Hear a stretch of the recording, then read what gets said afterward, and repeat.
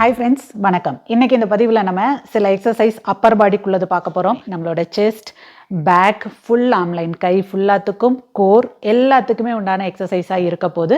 So அது எதை வச்சு பண்ண போறோம்னா, இன்னைக்கு யூஸ் பண்ண போற ப்ராப்பர்ட்டி ஜஸ்ட் ஒரு ஸ்டிக். இது எக்ஸசைஸ் ஸ்டிக்லாம் இல்லைங்க. வீட்டில் இருக்கிற உங்கள்கிட்ட இருக்கிற மாப் ஸ்டிக் இருக்கு அப்படின்னா ஜஸ்ட் அந்த ஸ்டிக்கை எடுத்துக்கலாம். நான் அதை தான் எடுத்து வச்சிருக்கேன். இதை வச்சு நம்ம பண்ண போறோம். ஸோ இந்த ப்ராப்பர்ட்டி நமக்கு இன்னும் கொஞ்சம் நல்லா பெட்டராக நம்ம எக்ஸசைஸ் பண்றதுக்கு ஹெல்ப் பண்ணுன்றனால இதை யூஸ் பண்ணி பண்ண போறோம். சொல்ற சில ஜென்ரல் பாயிண்ட்ஸ், எக்ஸசைஸ் மட்டும் பண்ணிட்டு அந்த இடத்துல உள்ள ஃபேட்டை ரெடியூஸ் பண்ணிட முடியாது. இந்த எக்ஸசைஸ்லாம் அந்த மசில்ஸை இன்வால்மெண்ட்டோட பண்ணும்போது அது டோன் பண்ணுறதுக்கு ஹெல்ப் பண்ணும். ஸோ ப்ராப்பராக ஓவரால் பாடி ஃபேட்டு குறைக்கணும், வெயிட் குறைக்கணும்னா நீங்கள் டயட்லேயும் என்ன சாப்பிட்றீங்கிறதுலையும் கான்சென்ட்ரேட் பண்ணணும். ஸோ ஆல்வேஸ் எந்த ஒரு எக்ஸசைஸ் செஷன் பண்ணும்போதும் வார்ம்அப்லேருந்து ஸ்டார்ட் பண்ணணும், எக்ஸசைஸ் பண்ணி முடிச்சுட்டு ஜென்ரல் ஸ்ட்ரெச்சிங்கோட முடிக்கணும். ஸோ வாங்க இன்றைக்கி எக்ஸசைஸ் என்னெல்லாம் பண்ண போகிறோன்னு பார்க்கலாம். ஃபஸ்ட்டு ஸ்டிக்கை வச்சுட்டு நல்லா அப் மேலே வச்சுட்டு இங்கேருந்து உங்களை யாரோ இழுக்கிற மாதிரி ஃபுல் அப், மிட் செக்ஷன் ஃபுல்லாக ஸ்ட்ரெச் வச்சுட்டு right, centre, left, centre. Always நான் எக்ஸசைஸ் பண்ணும்போது சொல்லுவேன் இல்லையா, இப்படி சைட் பெண்ட் பண்ணும்போது இப்படி செஸ்ட்டை நேரோவாக பண்ணிவிட்டு முன்னாடி வராதிங்க அப்படின்னு. இந்த ஸ்டிக் இருக்கும்போது அது இன்னும் கொஞ்சம் நமக்கு நல்லாவே ஹெல்ப் பண்ணும். ஸோ நம்ம முன்னாடி வராமல் அப்படியே நல்ல ஸ்ட்ரெச் ஆகிறதுக்கு, ஃபுல் ஸ்ட்ரெச் ஆகிறதுக்கு ஹெல்ப் பண்ணும். ஸோ எல்போ மடங்காமல் full up, centre, next side, centre, abs tight and காலில் ஒரு ஸ்டேபிளாக ஷோல்டர் லெவலுக்கு டிஸ்டன்ஸ் வச்சுக்கிறீங்க. Full body tight, breathing normal, centre, next side, centre. So நான் கவுண்ட்லாம் பண்ணலை, நீங்கள் ஒவ்வொரு எக்ஸசைஸையும் 20 ரெப்ஸ் பண்ணிக்கோங்க. அடுத்து இது அப்படி செஸ்ட்டுக்கு நேராக வச்சுருக்குறோம். இங்கேருந்து என்ன பண்ணுறீங்க அப்படின்னா ஜஸ்ட் வரீங்க, இங்கேருந்து அப்படி சர்க்கிள் வரீங்க, சர்க்கிள். ஸோ இங்கே வந்ததுக்கப்புறம் இப்படி எல்போவை தள்ளி வைக்காமல் எல்போவை அப்படி உடம்பொட்டி வைக்கிறீங்க, அப்படி போகிறீங்க. அப்போ என்ன ஆகும், எல்போவை அப்படி உடம்பொட்டி வைக்கும்போது உங்களுக்கு பேக்கில் உள்ள ஷோல்டர் பிளேட்ஸ்லாம் ஸ்க்யூஸ் ஆகிறதும் செஸ்ட்டு நல்லா ஓப்பன் ஆகிறதும் ஃபீல் பண்ணுவீங்க. நீங்கள் வெறுமனே கையை மட்டுமே இப்படி செஞ்சுட்டு இருந்தீங்கன்னா அப்பர் பாடிங்கிறது not only for arm line, chest back மசிலோட இன்வால்மெண்ட்டும் இருக்கணுன்றனால ஸ்ட்ரெயிட்டாக வைக்கிறீங்க. இப்படி கை வரும்போது ரெண்டு எல்போவும் உடம்பொட்டி, செஸ்ட் ஓப்பன், பேக் நல்ல squeeze, abs tight, breathing normal. So இப்படி 10 ரவுண்ட்ஸ் இப்படி பண்ணிங்கன்னா அதே இது அப்போசிட் சைடு கீழே வரைக்கும். இங்கே வரும்போதே ரெண்டு கையும் உடம்பு ஒட்டி எல்போ ரெண்டுமே. ஸோ ஆட்டோமேட்டிக்காக உங்களோட பேக் ஸ்க்யூஸ் ஆகும், செஸ்ட் நல்லா ஓப்பன் ஆகும், ஆப்ஸ் டைட், ரிலாக்ஸ். ஸோ ரெண்டு டைரக்ஷன்லேயும் 10 ரவுண்ட்ஸ் பண்ணிக்கோங்க.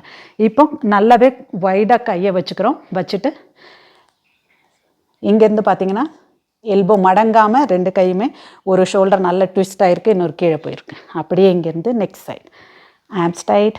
ஸோ இன்னும் கொஞ்சம் கூட போக முடியும்னா இன்னும் கொஞ்சம் கூட எக்ஸ்டெண்ட் பண்ணிக்கலாம். ஸோ மேலே போகிற கையில் நல்லாவே ஸ்ட்ரெச் உங்களுக்கு ஃபீல் ஆகும். அதுவே மாற்றி மாற்றி நம்ம செய்கிறோம். ஃபுல் பாடி டைட், ஆப்ஸ் என்கேஜ்மெண்ட்டோட, ப்ரீத்திங் நார்மல், ஃபுல்லாக எல்போ மடங்காமல் பார்த்துக்கோங்க. ஸோ இங்கே ரொம்ப டிஸ்டன்ஸ் போயிடுச்சு, எல்போ மடங்குது அப்படின்னா கொஞ்சம் கம்மி பண்ணிக்கோங்க. முடியுது எல்போ மடங்காமனா எவ்வளோக்கு எவ்வளோ முடியுதோ டிஸ்டன்ஸ் வச்சுட்டு ஃப்ரண்ட் அப் அண்ட் டவுன் அப்படி மாற்றிட்டே இருக்கீங்க. அடுத்து நம்ம பண்ண போகிற எக்ஸசைஸ், ஸ்டிக் அப்படியே ஷோல்டரில் வச்சுக்கோங்க. வச்சுட்டு அப்படியே கிராஸ் வந்து கை வச்சு நீ டச். நீங்கள் ஒவ்வொரு தடையும் டச் பண்ணும்போது சைடில் திரும்பிக்கோங்க.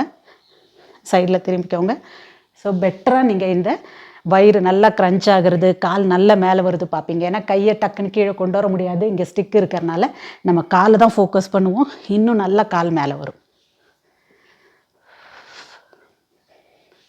சைடில் திரும்பிக்கலாம், ரிலாக்ஸ். இது வரைக்கும் 3 எக்ஸசைஸ் பார்த்துட்டோம். அடுத்த எக்ஸசைஸ் என்னென்னா, கை அப்படி பேக்கில் வச்சுக்கோங்க. பேக்கில் வச்சு ஸ்டிக்கை வச்சு பிடிச்சிட்டு பட்லேருந்து கொஞ்சம் டிஸ்டன்ஸ் எவ்வளோ முடியுதோ அப்படி கொண்டு போகிறீங்க. கொண்டு போயிட்டு இங்கேருந்து அப்படி ரைட் லெஃப்ட் ஸ்விங். ஸோ இங்கே வச்சுட்டு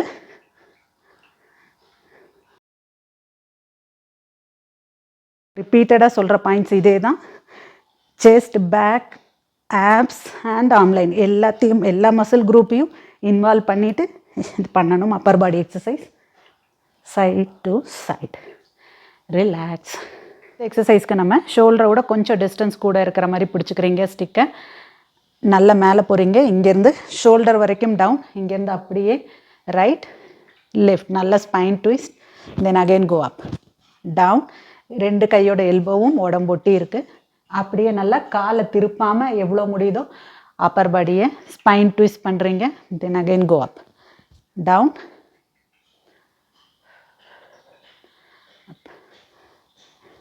டவுன் ட்விஸ்ட். அடுத்த எக்ஸசைஸ்க்கு இல்லை டிஸ்டன்ஸ் பார்த்துக்கோங்க, இன்னும் கொஞ்சம் கூட வச்சுக்கணும். ஸோ ரொம்ப லூஸாக இருக்கும், ரொம்ப அதிகமாக வச்சுக்கிட்டிங்கன்னா, அதனால் நீங்கள் ஒரு தடவை செஞ்சு பார்த்துட்டு அட்ஜஸ்ட் பண்ணிக்கோங்க. இப்படி டிஸ்டன்ஸ் பிடிச்சிட்டு உங்களோட தையில் டச் ஆகுது இங்கேன்னா அப்படியே பேக் போகுது, எல்போ ரொம்ப மடங்காமல் பேக் போகணும், போய் பட்டில் டச், அப்படியே ஃப்ரண்ட் தை டச், பேக் போகும்போது எல்போ ரொம்ப மடங்கிச்சுன்னா உங்களுக்கு அந்த ஃபுல் ஆம்லைனில் ஸ்ட்ரெச் கிடைக்காது. அதனால் எல்போ மடங்காமல் ஃபுல்லாக அப் பண்ணும்போது தான், ஃபுல்லாக ஃப்ரண்ட் அண்ட் பேக் கொண்டு போகும்போது தான் உங்களுக்கு அந்த ஸ்ட்ரெச் ஃபீல் ஆகும். அப்பர் பாடி எல்லா மசிலுக்கும் பேக் ஃப்ரண்ட் பேக். அப்படி ரொம்ப எல்போ மடங்குதுன்னு வைங்களேன், உங்களோட டிஸ்டன்ஸை கொஞ்சம் கூட்டிக்கோங்க. ரொம்ப அதிகமாக வச்சிங்கன்னு வைங்களேன், ரொம்ப ஈஸியாக போய் தொடுவீங்க, உங்களுக்கு ஸ்ட்ரெச்சே ஃபீல் ஆகாது. அதனால தான் சொன்னேன், ஒரு தடவை செஞ்சு பார்த்துட்டு உங்களோட ஃப்ளெக்சிபிலிட்டிக்கு தகுந்தாப்பில் நீங்கள் டிஸ்டன்ஸை அட்ஜஸ்ட் பண்ணிக்கலாம். அடுத்த எக்ஸசைஸ் நம்ம பண்ண போகிறது ஷோல்டர் ரெண்டையும் நல்லா ரொட்டேட் அண்ட் அப்படியே லாக் பண்ணிடுங்க. ஸோ கீழே வரும்போது திரும்ப அப்படியே லூஸாக விட்டுட்டு ஹஞ்ச் பேக் மாதிரி ஆகக்கூடாது. நல்லா ஷோல்டர் ரொட்டேட், அப்படியே லாக், பட் பின்னாடி ஆப்ஸ் டைட், 2 கையும் ஷோல்டர் டிஸ்டன்ஸ்க்கு பிடிச்சிக்கிறீங்க ஸ்டிக்கில். இங்கேருந்து அப்படியே பென்ட் ஓவர் ரோ, டம்பிள்ஸ் வச்சு எப்படி செய்வோமோ அதே மாதிரி ரிப் கேஜுக்கு கீழே, அண்டு கையை லூஸாக இப்படி பண்ணாமல் அகெயின் எல்போ ரெண்டும் உடம்பொட்டி இருக்கிற மாதிரி இல்லை, பட் நல்லா பேக் போகுது, நீல ஒரு நேச்சுரலாகவே ஒரு பெண்டு இருக்கும்.